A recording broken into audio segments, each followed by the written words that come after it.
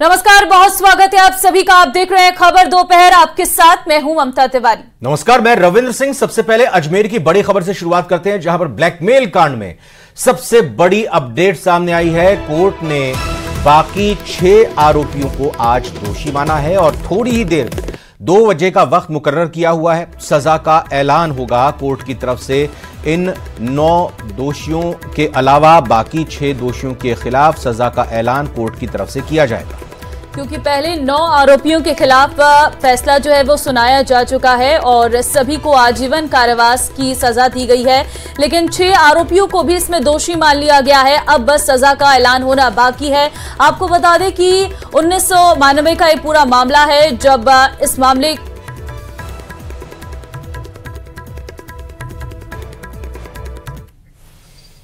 और इधर सवाई माधोपुर के रणथंभौर स्थित त्रिनेत्र गणेश मंदिर मार्ग पर एक रोमांचक दृश्य आज देखने को मिला, जब रणथंभौर की मशहूर बाघिन सुल्ताना अपने 3 शावकों के साथ सड़क पर आ गई।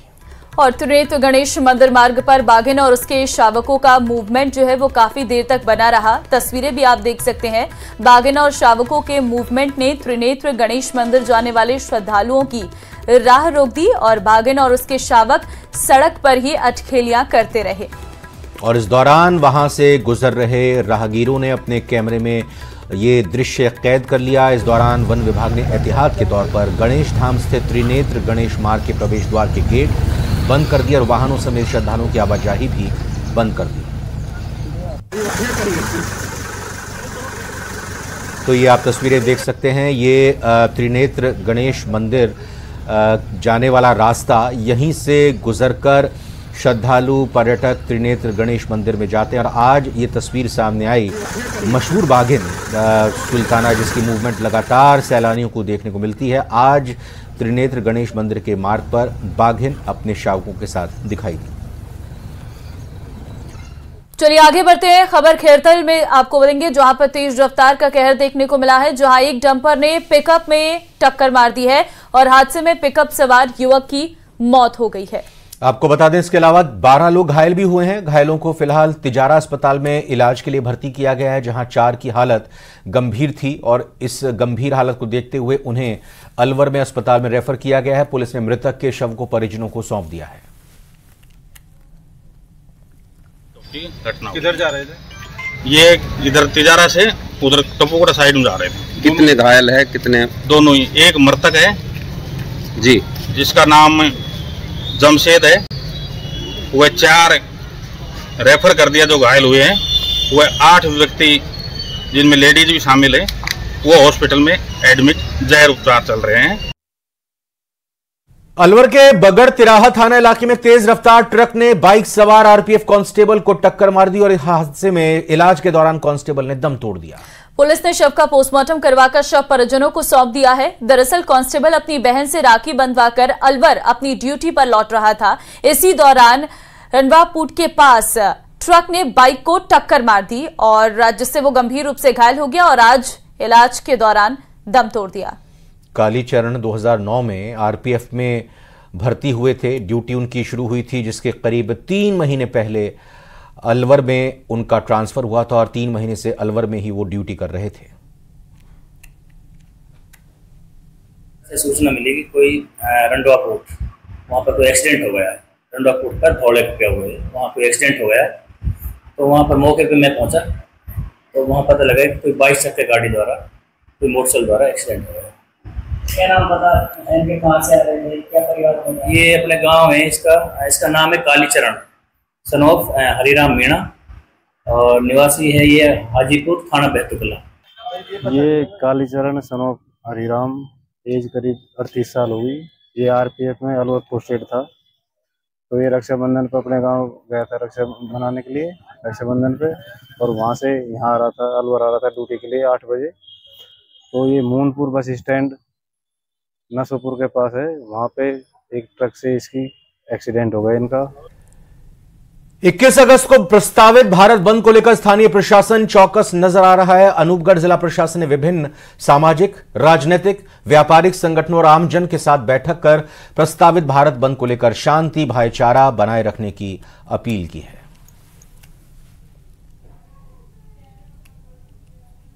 आज जिला प्रशासन और पुलिस के द्वारा जो शहर के गणमान्य लोग हैं, इसके अलावा जो व्यापार मंडल है, SC/ST के लोग हैं, इन सभी को बुलाया गया था। जो सोशल मीडिया पे अभी न्यूज़ चल रही है कि 21 तारीख को जो सुप्रीम कोर्ट का डिसीजन है उसके परिप्रेक्ष्य में ज्ञापन मिल सकता है, तो उस संदर्भ में चर्चा की गई है कि अगर इस तरह की कोई ज्ञापन अगर होता है और बंद का आह्वान होता है तो किस प्रकार से होगा और उसको किस तरह से लागू किया जाएगा और जो भी फैसला होगा वो कम्युनिकेट प्रॉपर हो, ये हमारी डायरेक्ट सूचना दी गई है। जो भी चीज़ हो सबको पता हो, व्यापारियों को पता हो, प्रशासन को पता हो, पुलिस को पता हो। ये जो मीटिंग ली गई है पुलिस प्रशासन के द्वारा, इसका उद्देश्य यही था कि जो सोशल मीडिया पे पिछले विगत कुछ दिनों से जो वायरल हो रहा है मैसेज कि 21 तारीख को अनुसूचित जाति, अनुसूचित जनजाति वर्ग के हितों की रक्षा के लिए और माननीय सुप्रीम कोर्ट के जो आदेश हुए हैं, तो उसके संबंध में भारत बंद का आह्वान किए जाने का जो है मैसेज वायरल हो रहा है। उसी संबंध में हमने ये मीटिंग रखी है और इसमें हमने सभी वर्गों को आमंत्रित किया है। और चलिए बढ़ते हैं आगे। कोलकाता में ट्रेनी डॉक्टर की रेप मर्डर मामले को लेकर लोगों में नाराजगी अभी थमी नहीं है। पिछले कई दिनों से भीलवाड़ा की रेजिडेंट डॉक्टर सारा काम ठप करके महात्मा गांधी चिकित्सालय में हड़ताल पर बैठे हैं। कार्य बहिष्कार के साथ शहर के मुख्य मार्ग से इन डॉक्टर्स ने रैली भी निकाली है। वहीं आज रेजिडेंट डॉक्टर ने महात्मा गांधी चिकित्सालय में नुक्कड़ नाटक के माध्यम एक संदेश देने की कोशिश की और अपनी पीड़ा का इजहार किया। उनकी मांग है कि दोषियों को जल्द से जल्द फांसी दी जाए और डॉक्टर्स की सुरक्षा के इंतजाम भी किए जाएं।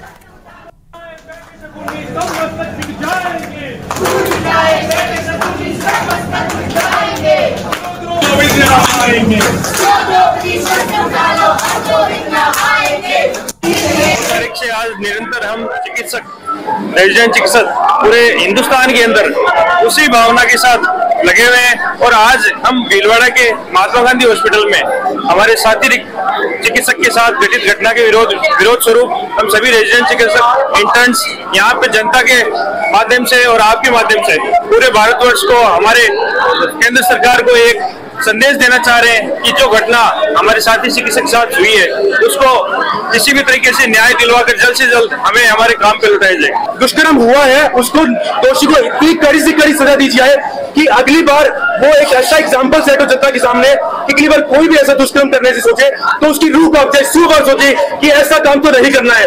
ऐसे हमारे भारत देश में जो जिसको भारत माता कह रहे हैं, जिसमें औरतों की पूजा हो रही है, दुर्गा माता की पूजा हो रही है, काली माता की पूजा हो रही है, वहां पे औरतें सुरक्षित नहीं है तो कहां पे औरतें सुरक्षित होगी।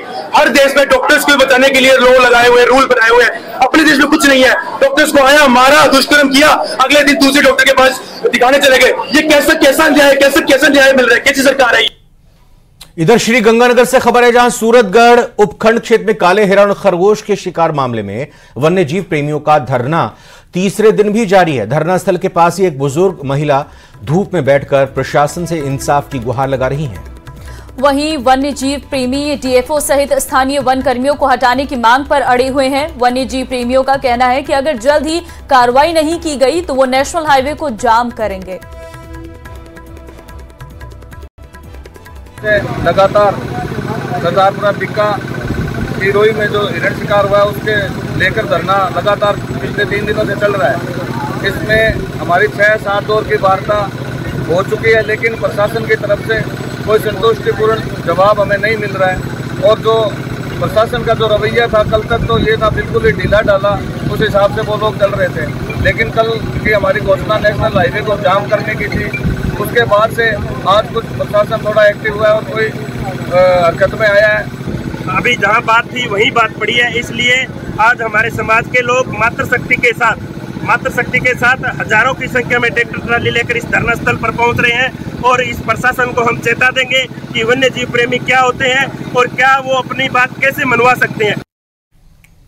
पंजाब से आ रहे केमिकल युक्त प्रदूषित पानी की रोकथाम को लेकर लोगों ने एक अभियान की शुरुआत की है, जिसके तहत 24 अगस्त को पंजाब के लुधियाना में रोष मार्च निकाला जाएगा।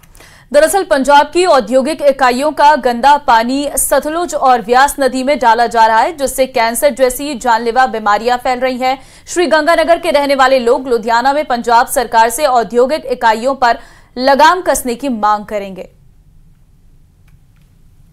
गंगानगर के अंदर जहर से मुक्ति आंदोलन की टीम ने प्रेस कॉन्फ्रेंस की है और प्रेस कॉन्फ्रेंस के जरिए हमने आम जनता तक ये संदेश लेके जा रहे हैं कि 24 अगस्त 2024 को लुधियाना शहर के अंदर एक विशाल रोस मार्च निकल रहा है। इसका मुख्य मुद्दा है कि जो सतलज और ब्यास नदी को लगातार पंजाब के सीवरेज और पंजाब की औद्योगिक इकाइयों द्वारा जहरीला और प्रदूषित किया जा रहा है, उसके खिलाफ एक मूवमेंट है। उस मूवमेंट के अंदर हमने जनता से डिमांड की है कि वो राजस्थान से भी बहुत बड़ी संख्या के अंदर लोग जा रहे हैं, उसके अंदर वो जाएं। हमने पिछले काफ़ी समय से ये आंदोलन चला और अलग अलग विचार आए और एक विचार सभी के दिमाग में ये आया कि अगर गंदे पानी से पूरे राजस्थान और पंजाब को बचाना है तो उसका एक उपाय है कि एक गंदे पानी की नहर अलग से निकाल ली जाए और उसको उस क्षेत्र तक ले जाया जाए जहाँ बहुत सारा बरानी क्षेत्र है, जहाँ बहुत खुली ज़मीन है, उसमें वो पानी को डंप कर दिया जाए। ये सस्ता और टिकाऊ एक तरीका है। तो वहीं कोटा में जमीन विवाद में फरियादी से 3 लाख रुपए की रिश्वत मांगने के आरोपी कैथून थाना के सीआई धनराज मीणा को एसीबी चौथे दिन भी गिरफ्तार नहीं कर पाई। दरअसल उसकी कार से एसीबी को 1,90,000 रुपए मिले हैं। सीआई के कमरे से महंगी अंग्रेजी शराब की 21 बोतलें भी मिली हैं।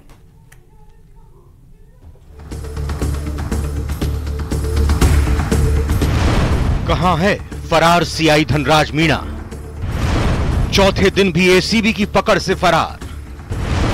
कांस्टेबल भरत कुमार और धनराज मीणा निलंबित। जमीन विवाद में 3 लाख रुपए की रिश्वत लेने के मामले में फरार चल रहे निलंबित कैथून सीआई धनराज मीणा का चौथे दिन भी कोई सुराग नहीं मिला है। उनके घर से अंग्रेजी शराब की 21 बोतलें और कार से मिले 1,90,000 रुपए मिलने के बाद सीआई की मुश्किलें बढ़ती ही जा रही हैं। कोटा ग्रामीण एसपी करण सिंह सीआई धनराज मीणा और कांस्टेबल भरत कुमार को पहले ही निलंबित कर चुके हैं। जो उसको देनी थी राशि रिश्वत के रूप में, वो उसको भरत नाम का कांस्टेबल है, उसको दी और हमको निर्धारित इशारा करने पर हमारी टीम गई वहाँ। मौके से जो है जो दी गई राशि ही रिश्वत की वो बरामद होगी और वहाँ थानाधिकारी भी मौजूद थे, लेकिन वो जब हल्ला हुआ उसका मौका देख के वो वहां से निकल गया। दरअसल कोटा एसीबी ने शनिवार को कार्रवाई करते हुए रिश्वत लेते हुए कांस्टेबल भरत कुमार को गिरफ्तार किया था। आरोप है कि भरत कुमार ने सीआई के लिए 3 लाख रुपए की रिश्वत ली थी। इस दौरान सीआई धनराज मीणा खिड़की खोलकर भागने में कामयाब हो गए थे। इस मामले में परिवादी ने शिकायत की थी कि धनराज मीणा जमीन विवाद में कब्जा दिलाने के लिए रिश्वत की मांग कर रहा था। तलाश किया हमने उस समय भी आसपास, तो उस समय नहीं मिला। अब तलाश जारी है। एसीबी निलंबित सीआई धनराज मीणा को जल्द गिरफ्तार करने का दावा कर रही है। अलग अलग टीमों को तलाशी में लगाया गया है। तमाम प्रयासों के बावजूद थानाधिकारी धनराज मीणा का कोई सुराग हाथ नहीं लग पाया। तो वहीं एसीबी की टीम ने जब थानाधिकारी के सरकारी आवास पर दबिश दी तो 21 अंग्रेजी शराब की बोतलें भी मिली थी। फिलहाल ये कहा जा सकता है कि फरार चल रहे सीआई धनराज मीणा की मुश्किलें बढ़ती ही जा रही हैं। कोटा ग्रामीण एसपी करण शर्मा ने फिलहाल सीआई को सस्पेंड भी कर दिया है। कोटा से न्यूज 18 राजस्थान के लिए ओम प्रकाश मारू। जयपुर में आज किरोड़ीलाल मीणा बीजेपी की कार्यशाला में पहुंचे और मीडिया कर्मियों से बातचीत करते हुए उन्होंने कहा कि मैंने इस्तीफा दिया हुआ है, अभी मैं कैबिनेट का सदस्य नहीं हूं। साथ ही कहा कि मुझे किसी से नाराजगी नहीं है, भवानी जग जाएगी तो मान जाऊंगा और क्या कुछ उन्होंने कहा, आप जरा सुनिए। सटीक निशाना लगे 6 सीट पर इस बात का प्रयास किया जाएगा। आप कितने सक्रिय रहेंगे इस उपचुनाव में? मैं तो अब भी सक्रिय हूँ, बाढ़ में घूम के आया हूँ, आपने देखा होगा। मैं सदैव सक्रिय रहता हूँ और चुनाव में भी सक्रिय रहूंगा। हाँ, मैं कैबिनेट का सदस्य हाल फिलहाल में नहीं हूँ क्योंकि मैंने इस्तीफा दे रखा है। वैसे बड़ा सस्पेंस बना हुआ है, विपक्ष भी हमला बोलता है कि आपदा मंत्री कहाँ है, बाढ़ आ रखी है। आपदा मंत्री बाढ़ में घूम रहा है, आपने देख लिया। मैं भरतपुर घूम के आया, बयाना गया, बैर गया, हिंडौन गया, करौली गया, गंगापुर गया, सवाई माधोपुर गया और भगवान न करे बाढ़ आए, किसी को नुकसान हो, जहाँ जहाँ आपदा में आएंगे लोग मैं वहाँ जाऊंगा। वो तो पहली बात है, आपदा मंत्री के नाते गए, आपके विधायक के नाते गए? अब कुछ भी मान लो। नहीं, हेलीकॉप्टर वाली जैसी कोई बात नहीं, कोई नाराजगी मैं रखता नहीं। हेलीकॉप्टर में घूमने का आदी नहीं हूँ। मैं तो सड़क छाप आदमी हूँ, सड़क पर घूमता रहता हूँ। पार्टी मनाएगी तो आप फिर से मंत्री पद ज्वाइन कर लेंगे? मनाने की जरूरत ही नहीं है, क्योंकि मेरे को कोई नाराजगी पार्टी से नहीं है, न मुख्यमंत्री जी से, न प्रदेश अध्यक्ष से, न केंद्रीय नेतृत्व से। मेरी नाराजगी तो मेरी खुद से है कि जब मैं 45 साल से सतत संपर्क कर रहा हूँ जनता में, दिन रात आपने देखा है, बरसात हो, गर्मी हो, सर्दी हो, और भूमि समाधि आंदोलन करे तो जमीन में भी बैठ जाता हूँ कड़ाके की ठंड में। ये मेरे स्वभाव में है, तो मेरी नाराजगी किसी से नहीं है। तो वहीं केंद्रीय कानून मंत्री अर्जुन राम मेघवाल ने विपक्ष पर अनुसूचित जातियों और अनुसूचित जनजातियों के बीच क्रीमी लेयर के संबंध में सुप्रीम कोर्ट की टिप्पणी को लेकर लोगों के बीच भ्रम पैदा करने का आरोप लगाया। उन्होंने कहा है कि लोगों से वो अपील करते हैं कि वो विपक्ष के भ्रम उनके बहकावे में ना आए। जिसमें खड़गे साहब भी हैं, जिसमें राहुल गांधी जी भी हैं, उन्होंने एक विवाद खड़ा कर दिया creamy layer. Creamy layer supreme court में एक ऑब्जर्वेशन था। सुप्रीम कोर्ट के फैसलों को पढ़ने से ये ज्ञात होता है कि ऑब्जर्वेशन पार्ट अलग होता है, जिसको हम टिप्पणी कहते हैं, और निर्णय पार्ट अलग होता है, जिसमें डायरेक्शन होते हैं। तो क्रीमी लेयर का जो मामला है, that is a observation of the supreme court, that is not part of the decision. और subcategorization of the schedule caste, it is a part of the decision, और उसमें राज्यों को अधिकार दिया है। कोई कंफ्यूजन नहीं रहना चाहिए। विपक्ष इसमें भी भ्रम फैला रहा है, और मैं अनुसूचित जाति वर्ग से या अनुसूचित जनजाति वर्ग से अपील करता हूं कि विपक्ष के भ्रम में वो नहीं आए। और वहीं पीसीसी चीफ गोविंद सिंह डोटासरा ने प्रदेश सरकार पर जुबानी हमला बोला। उन्होंने कहा कि प्रदेश में कानून व्यवस्था पूरी तरह से फेल हो गई है। तो स्वीकार हो जाए, और अस्वीकार तो अस्वीकार होकर वो काम करें। ये क्या बात हुई कि भाई आज प्रदेश का मुखिया एक मंत्री के बारे में हाँ या ना में फैसला नहीं कर पा रहा है, तो फिर फैसला करेगा कौन? इसीलिए हम कहते हैं कि ये पर्ची सरकार है, ये पर्चियों से चलती है, अपने विवेक का इस्तेमाल नहीं कर सकती। प्रतिबंध है इनको इस्तेमाल, अपने विवेक का इस्तेमाल करने के लिए।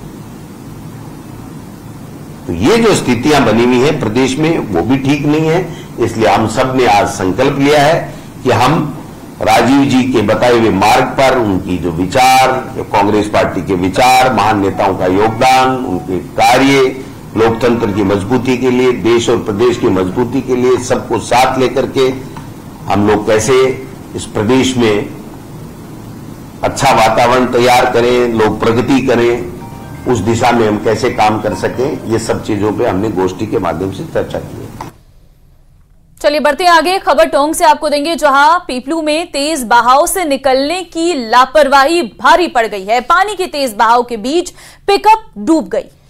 तस्वीरें आप देख सकते हैं किस तरह से पानी का तेज बहाव, और यहीं से ये पिकअप वाहन गुजरने की हिमाकत कर रही थी, लेकिन ये कितना नुकसानदेह साबित हुआ। ये पिकअप डूब गई। इसके बाद चालक ने, ड्राइवर ने पिकअप पर चढ़कर अपनी जान बचाई। ट्रैक्टर की मदद से हालांकि ड्राइवर को बाहर निकाला गया। तस्वीरों में आप देख सकते हैं कैसे ये पिकअप तेज धार के इस पानी में बहती हुई फंस गई, अटक गई। ये तो अच्छा हुआ कि एक जगह पर आकर ये पिकअप वाहन अटक गया, नहीं तो ड्राइवर भी इसमें बहता हुआ जा सकता था। लेकिन ड्राइवर ने पिकअप से बाहर निकलकर छत पर चढ़कर अपनी जान बचाई, और उसके बाद लोगों की मदद से एक ट्रैक्टर लाया गया, और ट्रैक्टर से इस युवक को रस्सी के सहारे बाहर निकाला गया।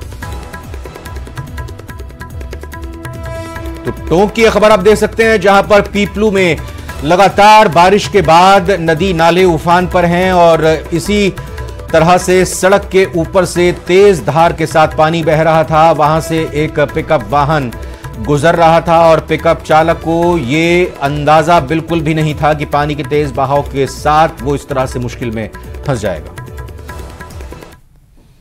और इधर बारा के बीची और रानीपुरा तालाब की पाल से बीते 3 दिनों से पानी का रिसाव हो रहा है, जिससे प्रशासन अलर्ट मोड पर आ चुका है। हाल ही में देवरी के सिरसीपुरा तालाब टूटने से देवरी कस्बे में भारी तबाही देखने को मिल रही है, और इसके बाद प्रशासन ने इन तालाबों से हो रहे पानी की निकासी को गंभीरता से लेते हुए इनकी मरम्मत का काम शुरू किया है। बीची और रानीपुरा तालाब में पानी अधिक होने के चलते मरम्मत नहीं हो पाई है। और इसके बाद एडीएम जब्बर सिंह ने मौके पर पहुंचकर तालाबों के वेस्ट वियर को तोड़कर धीरे धीरे पानी की निकासी करवाई। फिलहाल तालाब का पानी निकालने के बाद तालाबों में हो रहे रिसाव वाली जगह को मरम्मत के साथ दुरुस्त किया जा रहा है। और वहीं डूंगरपुर के भीलुड़ा गांव में बारिश की भविष्यवाणी को लेकर सदियों से चली आ रही अनूठी हरिया परंपरा का निर्वहन करते हुए अगले साल बारिश का पूर्वानुमान लगाया गया। परंपरा के तहत आषाढ़, श्रावण, भाद्रपद और अश्विन माह 4 माह के नाम पानी से भरे मिट्टी के घड़ों पर लिखकर लकड़ी के बने टी आकार के हरिया पर फोड़कर अगले साल के मानसून का आकलन किया जाता है। वहीं हरिया परंपरा देखने और बारिश की भविष्यवाणी सुनने के लिए काफी संख्या में लोग यहां पर पहुंचते हैं। और इस दौरान मेले में हरिया रस्म के तहत रघुनाथ मंदिर और लक्ष्मी नारायण मंदिर में पूजा अर्चना के बाद परंपरागत रस्म की शुरुआत हुई। अंग्रेजी वर्णमाला के ही टी आकार की लकड़ी हरिया की पूजा अर्चना के बाद रघुनाथ जी मंदिर परिसर में गाड़ी गई।